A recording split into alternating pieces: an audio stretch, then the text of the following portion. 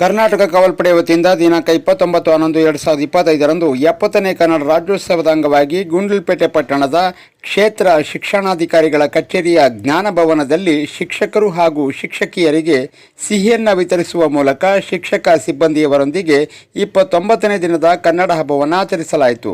ಈ ಸಂದರ್ಭದಲ್ಲಿ ಕಾವಲ್ಪಡೆಯ ತಾಲೂಕು ಅಧ್ಯಕ್ಷರಾದ ಎ ಅಬ್ದುಲ್ ಮಾಲಿಕ್ ರವರು ಮಾತನಾಡಿ, ಶಿಕ್ಷಕರಿಗೆ ಗೌರವಿಸುವಂತಹ ಕೆಲಸ ಎಲ್ಲರಿಂದಲೂ ಆಗಬೇಕು. ಹಾಗೇನೆ ಶಾಲೆಯ ಮಕ್ಕಳಿಗೆ ಕನ್ನಡದ ಬಗ್ಗೆ ಹೆಚ್ಚು ಒತ್ತು ಕೊಡುವುದರ ಮುಖಾಂತರವಾಗಿ ಶಿಕ್ಷಣದಲ್ಲಿ ಒಂದು ಕ್ರಾಂತಿಯನ್ನು ಮೂಡಿಸಬೇಕು ಹಾಗೂ ಎಲ್ಲರಿಗೂ ಕನ್ನಡ ರಾಜ್ಯೋತ್ಸವದ ಶುಭ ಕೋರಿದರು. ಇದೇ ವೇಳೆ ಸಿಇಒಗಳಾದ ರಮೇಶ್ ಹಾಗೂ ನಾಗೇಂದ್ರರವರು ಹಾಗೂ ಕನ್ನಡ ಪರ ಹಿರಿಯ ಹೋರಾಟಗಾರರಾದ ಬ್ರಹ್ಮಾನಂದರವರು ಮಾತನಾಡಿ ಕಾವಲುಪಡೆಯ ಕಾರ್ಯವೈಖರಿಗೆ ಮೆಚ್ಚುಗೆ ವ್ಯಕ್ತಪಡಿಸಿದರು. ಇದೇ ವೇಳೆ ಜಿಲ್ಲಾ ಕಾರ್ಯಾಧ್ಯಕ್ಷರಾದ ಅಬ್ದುಲ್ ರಶೀದ್, ತಾಲೂಕು ಗೌರವಾಧ್ಯಕ್ಷರಾದ ರಾಮೇಗೌಡರು, ಟೌನ್ ಸಂಚಾಲಕರಾದ ಮಿಮಿಕರಾಜು ಸೇರಿದಂತೆ ಶಿಕ್ಷಕರು ಹಾಜರಿದ್ದರು.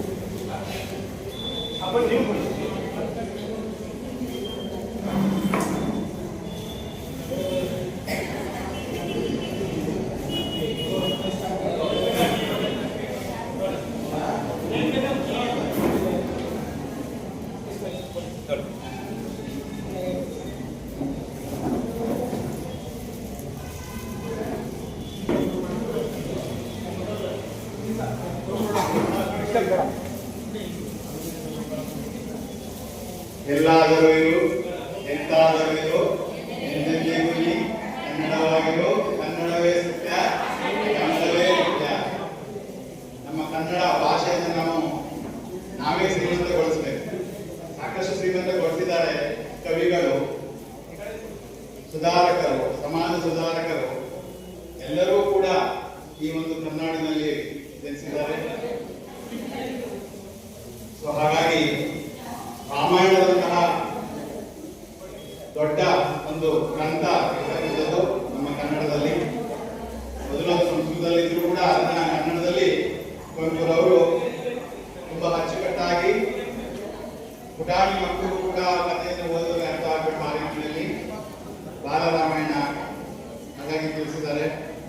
ಹಾಗಾಗಿ ಕನ್ನಡದ ಬಗ್ಗೆ ನಾವು ಹೆಮ್ಮೆಯನ್ನು ಪಡಬೇಕು. ಯಾಕೆ ಅಂತಂದ್ರೆ ಅಮೆರಿಕಾದಲ್ಲಿ ಇರ್ತಕ್ಕಂತಹ ಒಬ್ಬ ಶೈಕ್ಷಣಿಕ ಮನೋವಿಜ್ಞ ಅಂತಂದ್ರೆ ಡಾಕ್ಟ್ರು ಆ ಟೇಬಲ್ ನಮಗೆ ಹೆಸರುಗಳು ಗೊತ್ತಿಲ್ಲ. ಅಧ್ಯಕ್ಷರು ಮತ್ತು ಎಲ್ಲ ಸದಸ್ಯರು ಕೂಡ ಈ ಒಂದು ಕಾರ್ಯಕ್ರಮಕ್ಕೆ ಆಗಮಿಸಿ ನಮ್ಮ ಎಲ್ಲ ಶಿಕ್ಷಕ ವೃಂದದವರಿಗೆ ಕನ್ನಡ ರಾಜ್ಯೋತ್ಸವದ ಶುಭಾಶಯಗಳನ್ನು ತಿಳಿಸ್ತಾ ಸಿಹಿಯನ್ನು ಹಂಚಲು ಬಂದಿದ್ದಾರೆ. ಅವ್ರು ಹೇಳಿದಾಗೆ ನಾವು ಇರ್ತಕ್ಕಂಥದ್ದು ಕನ್ನಡ ನಾಡಿನಲ್ಲಿ ನಾವು ಮುಖ್ಯವಾಗಿ ಮೊದಲು ನಮ್ಮ ಮಾತೃಭಾಷೆಗೆ ಗೌರವವನ್ನು ಸಲ್ಲಿಸಬೇಕು. ಮಾತೃಭಾಷೆಗೆ ಗೌರವವನ್ನು ಸಲ್ಲಿಸಿದಾಗ ನಾವು ಭಾರತಾಂಬೆಗೆ ಗೌರವವನ್ನು ಸಲ್ಲಿಸಿದಂಗೆ ಆಗುತ್ತೆ. ಆ ದಿಸೆಯಲ್ಲಿ ನಾವೆಲ್ಲರೂ ಕೂಡ ನಮ್ಮ ಮಕ್ಕಳಿಗೆ ಮೊದಲು ಮಾತೃಭಾಷೆಯನ್ನು ಕಲಿಸೋಣ. ನಂತರ ನಮಗೆ ಅಂತಾರಾಷ್ಟ್ರೀಯ ಭಾಷೆ, ರಾಷ್ಟ್ರ ಭಾಷೆಗಳು ಕೂಡ ತುಂಬ ಅವಶ್ಯಕತೆ ಇದೆ ಈ ದಿನಗಳಲ್ಲಿ.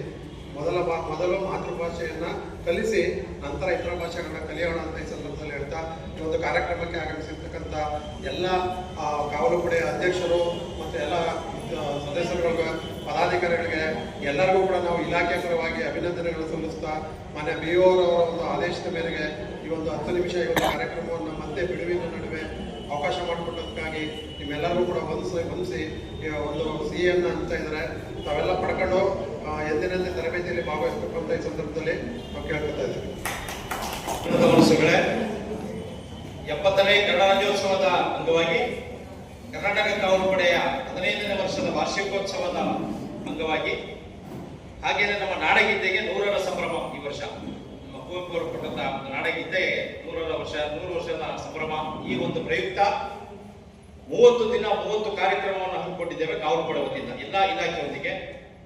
ಆಮೇಲೆ ಮಸೀದಿ, ಚರ್ಚು, ದೇವಸ್ಥಾನ, ಅಂಗನವಾಡಿ ಕೇಂದ್ರಗಳು, ತಾಲೂಕು ಆಫೀಸು, ಪುರಸಭೆ, ಆಮೇಲೆ ಸಾರ್ವಜನಿಕ ಆಸ್ಪತ್ರೆ. ಆ ನಿಟ್ಟಿನಲ್ಲಿ ಇವತ್ತು 29ನೇ ದಿನ ಶಿಕ್ಷಕರ ಪಾತ್ರ ಬಹು ಮುಖ್ಯವಾದ ಪಾತ್ರ ಆಗಿದೆ. ಯಾಕಂದ್ರೆ ಇವತ್ತು IAS IPS ಅಧಿಕಾರಿ ಆಗ್ಬೇಕಂದ್ರೆ ಶಿಕ್ಷಕರ ಪಾತ್ರ ಬಹಳ ಮುಖ್ಯವಾಗಿರ್ತದೆ. ಹಾಗಾಗಿ ಶಿಕ್ಷಕರಿಗೂ ಕೂಡ ಗೌರವಿಸುವ ನಿಟ್ಟಿನಲ್ಲಿ ಅವರೊಂದಿಗೆ ಈ ಸಿಹಿ ಹಂಚುವ ಮೂಲಕ ಈ ಒಂದು ಸಂತೋಷವನ್ನ ಹಂಚ್ಕೋಬೇಕು ಅನ್ನೋ ನಿಟ್ಟಿನಲ್ಲಿ ಈ ಕಾರ್ಯಕ್ರಮವನ್ನು ಇವತ್ತು ಈ ಜ್ಞಾನ ಭವನದಲ್ಲಿ ಹಮ್ಮಿಕೊಂಡಿದ್ದೇವೆ. ವಿಶೇಷ ಏನಪ್ಪಾ ಅಂದ್ರೆ ಕನ್ನಡಕ್ಕೆ ಅತಿ ಹೆಚ್ಚು ಒತ್ತು ಕೊಡಬೇಕು ಅನ್ನೋದು, ಮಕ್ಕಳಲ್ಲಿ ಅರಿವು ಮೂಡಿಸಬೇಕು ಶಿಕ್ಷಕರು ಅಂತ ಮನವಿ ಮಾಡ್ತಾ, ಎಲ್ಲೇ ಇರಿ, ಹೇಗೆ ಇರಿ, ಎಂದೆಂದಿಗೂ ಸಿರಿಗನ್ನಡಂ ಗೆಲ್ಗೆ ಸಿರಿಗನ್ನಡ ಪಾಲ್ಗೆ ಎಲ್ಲರಿಗೂ ಶುಭವಾಗಲಿ. ಧನ್ಯವಾದಗಳು.